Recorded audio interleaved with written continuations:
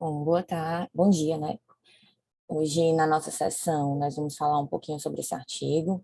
Meu nome é Jéssica e eu estou no terceiro ano da residência do Apvida.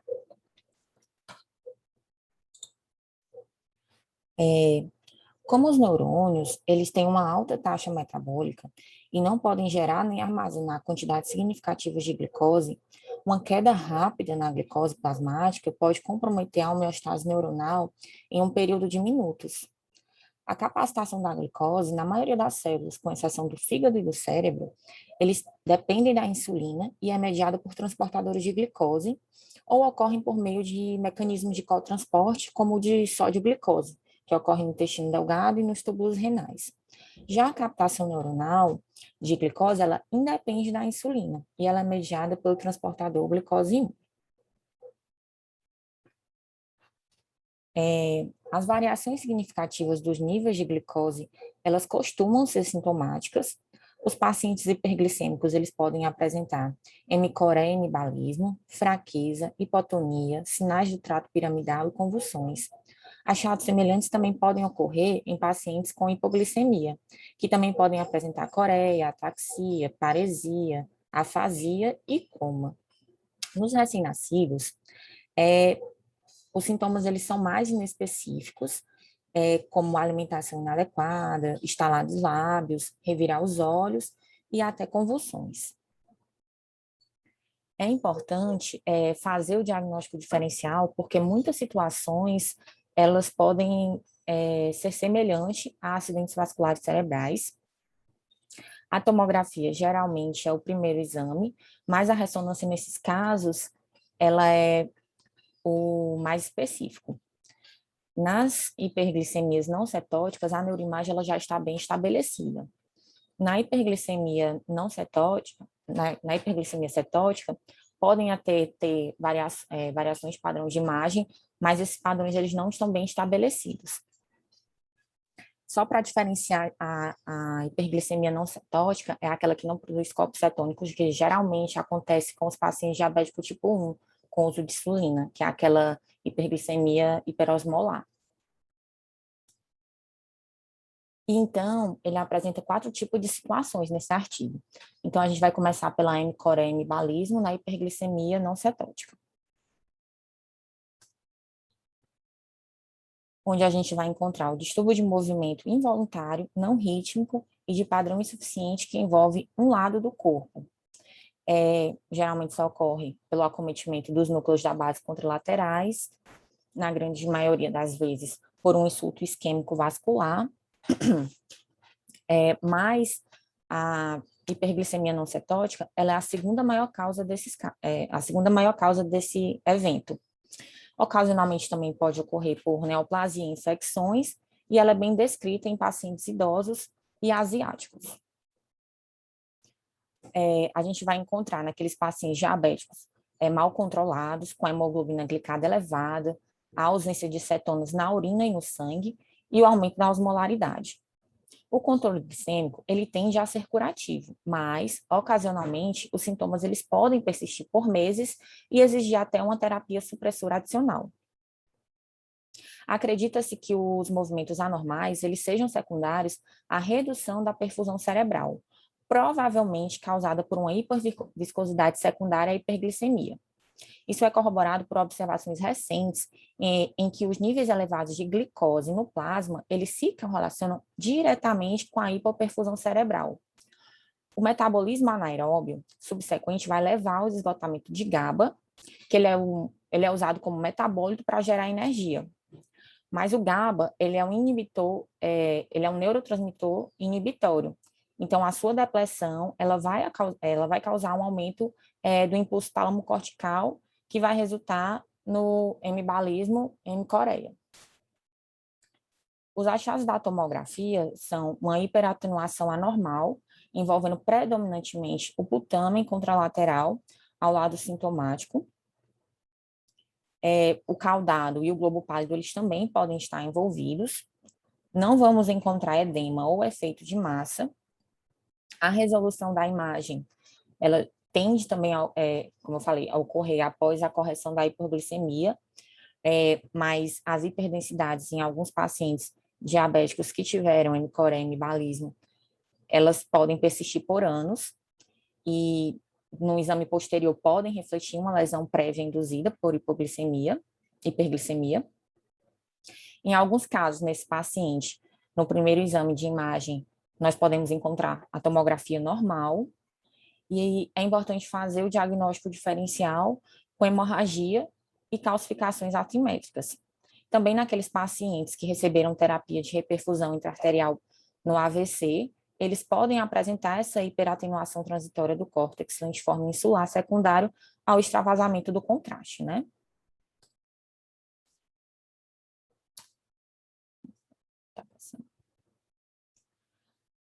Aqui nessa imagem, à nossa esquerda, é só para a gente ter mais ou menos uma noção da divisão, onde mais externamente a gente tem o putame, depois o globo pálido, depois a cápsula interna e o tálamo mais internamente, nesse corte em específico, né? Aqui nessa imagem de tomografia, a gente vê uma hiperatenuação assimétrica, que envolve o núcleo lentiforme caudado bilateralmente, sendo mais pronunciado à esquerda. Pode ocorrer essa alteração de imagem bilateral, mas tende a ser mais evidente sempre de um lado. Na ressonância magnética, a gente vai encontrar um sinal anormal putaminal, com ou sem envolvimento do caudado e globo pálido. Como eu falei, pode ser bilateral. Foram relatados ainda casos esporádicos do envolvimento dos núcleos subtalâmicos. Na imagem, nós vamos encontrar um alto sinal em T1, que também pode ser visto em doenças hepáticas crônicas, depósitos de manganês, neurofibromatose tipo 1 e calcificações, porém, numa revisão de prontuário, pode-se excluir a maioria dessas considerações, né? Em T2, a gente vai ter um sinal variável, a restrição à difusão e perda do sinal no gradiente eco também podem ser vistas. Podemos ver dilatação de vasos sobre o lado afetado. E os achados de imagem, eles tendem a ser reversíveis, né? Porém, como eu falei, podem persistir até 6 anos. Foram alguns casos relatados. Nessa primeira imagem, nós temos uma imagem em T1 e B em T2, onde T1 a gente vê um alto sinal no núcleo lentiforme esquerdo, e na imagem correspondente em T2, nós vemos também o hipersinal. E como eu falei que pode ser algo variável, aqui nessa primeira imagem em A, a gente tem o hipersinal em T1, e já em T2 a gente vê um baixo sinal, essa queda de sinal, envolvendo o corpo estriado direito. Dando seguimento às patologias, nós vamos agora para as convulsões e hiperglicemia não cetótica. Geralmente, elas podem ser focais, com ou sem generalização. Elas são menos frequentes no lobo occipital, ou uma epilepsia parcial contínua, onde no lobo occipital se teria sintomas visuais, como um embaçamento, defeitos de campo e alucinações. Também vamos encontrar aquele paciente diabético, mal controlado, hemoglobina glicada elevada, e para ser não cetótica, a ausência de cetonas na urina e no sangue, e o aumento da osmolaridade. Geralmente, nesses pacientes, eles descobrem que têm diabetes nessa primeira manifestação clínica. O controle glicêmico, ele tende também a ser curativo, mas em alguns casos pode requerer fenobarbital ou até ácido valproico em curto prazo, porém, a fenitoína ela deve ser evitada, porque ela pode piorar o controle glicêmico e até agravar as convulsões. Acredita-se que a presença da cetoacidose concomitante, ela ofereça alguma proteção contra as convulsões, pois os corpos cetônicos eles podem servir como substrato para gerar o GABA. Então, naqueles pacientes que têm uma hiperglicemia cetótica, eles vão ter bem menos casos de convulsão. A tomografia, muitas vezes ela pode se apresentar normal, e na ressonância nós vamos ter um isossinal em T1, um alto sinal focal no córtex em T2 e um baixo sinal subcortical subjacente. Podemos também ter o edema cortical, observados na sequência T2-FLAIR, um realce cortical e leptomeníngeo pós-contraste, e a resolução no período de meses. Em alguns casos, podem-se até ver gliose focal posteriormente. Esse baixo sinal subcortical, ele também pode ser observado na encefalite viral, na meningite, no insulto hipóxico e na doença de moia-moia. E o realce leptomeníngeo, quando for observado, também deve ser considerado como diferencial metástase, sarcoidose e linfoma. No nosso artigo não tínhamos imagens, porém essa imagem foi retirada do Radiopedia, onde tem um caso, nessa primeira imagem, em T2, nós vemos essa hipointensidade em T2, subcortical, e na segunda imagem, nós vemos o realce leptomeníngeo nos lobos temporais occipitais esquerdos após o contraste. Dando seguimento à hipoglicemia neonatal. A hipoglicemia transitória, ela é bem comum nessa transição do bebê do ambiente intrauterino para o extrauterino. A hipoglicemia, ela não tem um valor fixo, geralmente entre 25 e 46, mas nos casos onde a gente encontra uma hipoglicemia de 36 ou menos, nas primeiras 2, 3 horas de vida do bebê, ele requer uma intervenção imediata. O dano neuronal, ele é incomum, porém, se ocorre, nós vamos ter sintomas inespecíficos, como convulsões, estalar de lábios, má alimentação, hipotonia, cianose, vômitos. As convulsões têm que se excluir causas metabólicas, congênitas e infecciosas antes de realizar os exames de imagem. O ultrassom transfontanelar, ele é o primeiro exame de escolha de imagem, geralmente para excluir lesões hipóxicas ou hemorragias, porém ele tem uma baixa sensibilidade para a lesão hipoglicêmica. E com o diagnóstico da hipoglicemia, que é muito simples fazer, vai se pedir a tomografia ou a ressonância para avaliar a extensão da lesão e o prognóstico.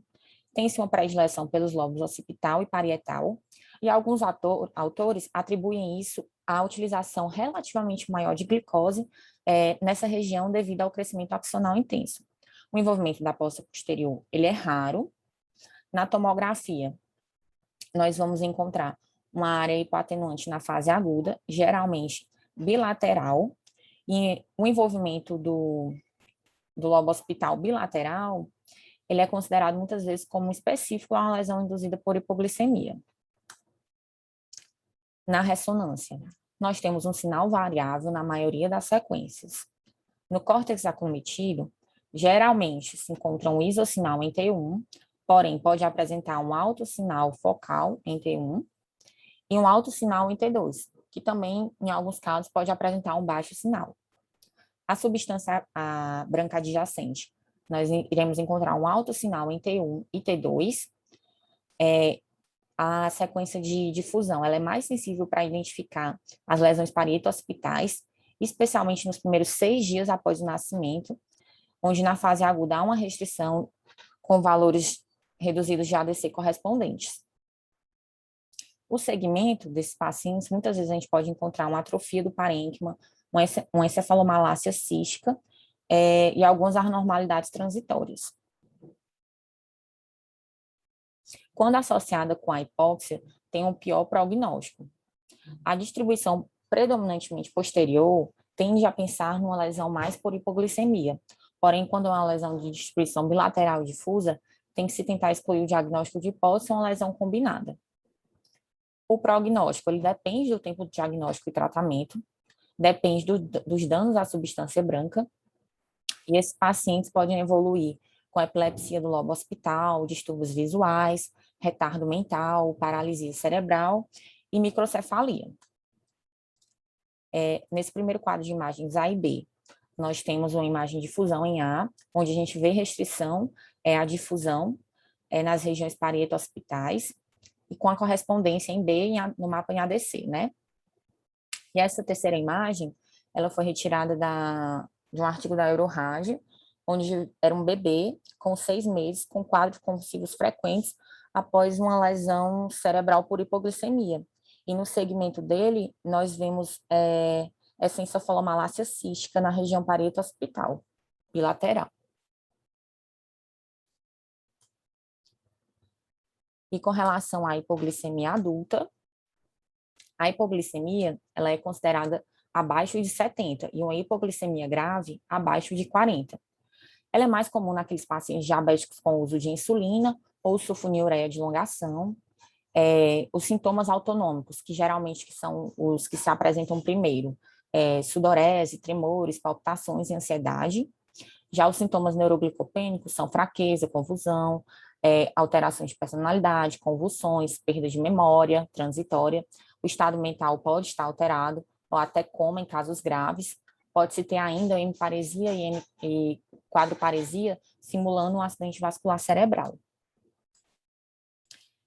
A ausência de glicose ela vai resultar no acúmulo de oxalacetato, que por sua vez vai levar à geração de aspartato em excesso. E o aspartato ele é uma neurotoxina conhecida e ele demonstrou causar até necrose neuronal e preferencialmente no córtex cerebral, no corpo estriado e no hipocampo. Alguns autores relatam o predomínio da substância branca, como na coroa radiada, no esplênio do corpo caloso, os centros semiovais e a cápsula interna. O tálamo e o tronco encefálico e o cerebelo, eles tendem a ser poupados, porém, quando tivermos uma lesão isquêmica no tálamo, uma lesão no tálamo, pensar numa lesão isquêmica. Na tomografia, o mais comum é se encontrar uma tomografia normal, mas podemos ainda ter hiperdensidades na substância branca inespecíficas, ou edema cerebral difuso na fase aguda, com perda de volume do parênquima em segmento. E na ressonância, as primeiras alterações são restrição à difusão, com correspondência no mapa de ADC, e a extensão ela depende da gravidade da hipoglicemia e da duração. Mais comum é ser bilateral, em alguns casos pode ser encontrado unilateral, mas é bem raro. Vamos encontrar um aumento de sinal em T2 e um isossinal em T1 no córtex e substância branca, sem realce pós-contraste. E é dividido em 3 padrões, de acordo com a topografia. O predomínio da substância cinzenta, afetando o córtex, corpo estriado e hipocampo, o predomínio da substância branca periventricular, cápsula interna e esplênio, e o padrão misto. O envolvimento focal da cápsula interna, coroa radiada ou esplênio, ele tem um bom prognóstico, melhora após a restauração da glicose. Já um extenso envolvimento da substância branca, ele tem uma resposta variável, desde uma resposta completa até um estado vegetativo persistente, e se ocorre uma melhora clínica, a resolução ela é um pouco demorada, em questão de semanas. E é importante também fazer o diagnóstico diferencial com hipóxia, encefalite, essa apresentação após convulsões e indução por medicamentos. As lesões corticais no corpo estriado e nas lesões difusas, o prognóstico é reservado. Geralmente ocorre uma falha na regressão das lesões. E os diagnósticos diferenciais com as lesões no esplênio, temos convulsões, abstinência, toxicidade de drogas antiepilépticas, abuso de álcool, encefalite e distúrbios eletrolíticos. Aqui nessa imagem, é uma imagem de difusão no paciente hipoglicêmico, onde a gente vê a restrição à difusão envolvendo a coroa radiada bilateralmente. Ele relata que o esplênio foi poupado, mas nós não temos nesse corte. Aqui nessa imagem, na primeira imagem, nós temos a imagem de difusão, onde a gente vê nas cabeças de seta a restrição à difusão dos hipocampos e na cápsula interna nas setas, onde temos a correspondência no mapa de ADC, em B. E como conclusão, nós sabemos que a hiperglicemia e a hipoglicemia, elas são sintomáticas, são muito comuns na emergência, onde nós temos uma variedade de achados, como vimos agora, de imagem. A apresentação, ela pode se apresentar inespecífica, tem que se fazer o diagnóstico diferencial com acidente vascular cerebral, onde muitas vezes pode simular. O diagnóstico rápido e preciso, ele acelera o tratamento correto e vai limitar a lesão neuronal nesse estágio inicial, quando ainda é potencialmente reversível. E é isso. Muito bom, como sempre. Parabéns, Jéssica. Obrigada, doutor. Concisa e didática. Foi ótimo. Isso aí, gente. Vai ser o dia de vocês, né? Na emergência, ou na rotina, analisando o exame eletivo, sempre vai ter esses padrões de imagem. Guardem essas histórias clínicas, né? Toda vez que tiver uma história clínica de coronarias, pense nesse padrão da TC, unilateral, ressonância unilateral. Peçam acesso à glicemia, geralmente a glicemia está em torno de 500, né, na hiperglicemia não cetótica. E em pacientes idosos, diabetes compensado com convulsões, dê uma olhadinha na substância branca subcortical, no T2 no flare na região temporal, com uma restrição esquisita e realça. Você vai lembrar também da convulsão com hiperglicemia não cetótica, que também vai ter em torno de 500, né, a glicemia elevada. E lembrando que há a melhora clínica, como a Jéssica falou, mas o padrão radiológico, a melhora radiológica é bem mais lenta.